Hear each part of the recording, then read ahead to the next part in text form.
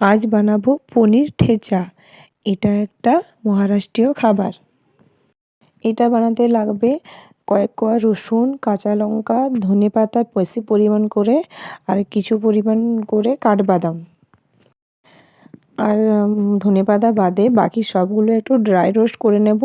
তারপরে সেগুলোকে মিক্সিতেও পেস্ট করতে পারো তোমরা, বা শিলনোড়াতেও পেস্ট করতে পারো, বাট একবারে মিহি করা পেস্ট করা চলবে না, একটু যেন দানাদার থাকে। ধনেপাতা সমেত সব কিছু পেস্ট করে নিয়েছি।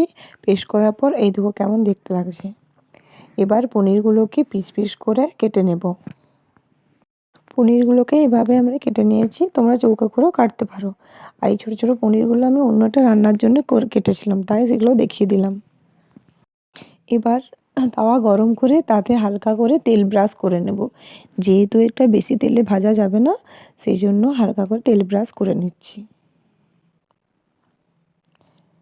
তেল ব্রাশ করা হতে হতে আমি পনিরগুলোর মধ্যে ওই পেস্ট করে রাখা জিনিসটাকে এভাবে কোট করে নিয়েছি। হাতে করে ভালোভাবে কোট করতে হবে এটা। কোট করার পর দেখো এভাবে দেখতে লাগছে। তারপর তেল গরম হয়ে যাওয়ার পর সেটা তাওয়ার মধ্যে এক একটা করে আস্তে আস্তে বসিয়ে দিয়েছি। ওই এক পিঠটা ভাজা হতে হতে আমি এইদিকে অন্য একটা রান্নার প্রিপারেশন তৈরি করছি।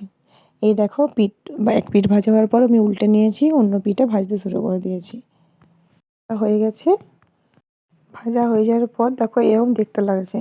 তোমরা এটা অবশ্যই ট্রাই করো, এটা নতুন রকম আইটেম, খেতে দারুণ কিন্তু লেগেছিল।